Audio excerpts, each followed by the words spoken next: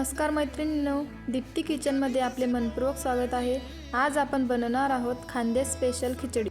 खिचडीसाठी लागणारे साहित्य आपण कट करून घेतले। आता मी गॅसवर कुकर ठेवला, त्यात 3 पड्या तेल घालते। तेल गरम झाल्यानंतर त्यामध्ये जिरे मोहरीची फोडणी द्यावी। त्यात आपण लसूण अद्रकची पेस्ट टाकू। लसूण अद्रकची पेस्ट परतवून घेऊ आणि त्यात थोडे शेंगदाणे घालू।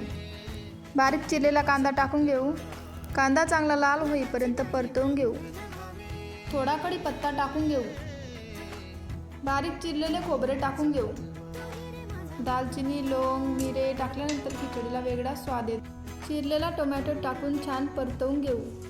2 चमचे लाल मिर्च पावडर, गरम मसाला, खिचडी मसाला, थोडी हळद, धनिया पावडर टाकून चांगले परतवून घ्यावे।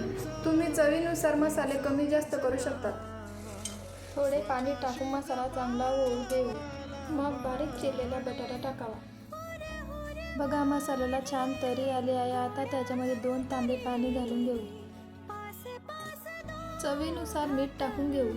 खिचडीसाठी 2 वाट्या तांदूळ आणि 1 वाटी तुरीची डाळ घेतली आहे। मी साधा तांदूळ घेतला आहे, तुम्ही बासमती तांदूळ देखील घेऊ शकता। तांदूळ डाळ मस्त स्वच्छ पाण्याने धुवून घ्यावा। मसाला छान होऊ दिला असेल तर पाण्यावर अशी तरी येते। पाण्याला छान उकळी आल्यानंतर त्यात धुतलेला डाळ व तांदूळ टाकून घ्यावा। मी इथे तुरीच्या डाळीचा वापर केला आहे, तुम्ही मुगाची डाळ सुद्धा घेऊ शकतात। डाळ तांदूळ चांगला मिक्स केल्यानंतर त्यात बारीक चिरलेला कोथिंबीर टाकावा। तुम्ही बघू शकता पाण्याला छान उकळी आली आहे। आता आपण कुकरला झाकण लावून 3 शिट्या काढून घेऊ। 1 मध्यम आचेवर आणि 2 मंद आचेवर होऊ देऊ। कुकरची पूर्ण वाफ निघाली आहे। तुम्ही बघू शकता झणझणीत खिचडी तयार आहे। खिचडी कांदा, पापड, लोणचे सोबत खा, स्वादिष्ट लागते। रेसिपी कशी वाटली कमेंटमध्ये सांगा आणि माझ्या चॅनलला लाईक, शेअर, सबस्क्राईब नक्की करा।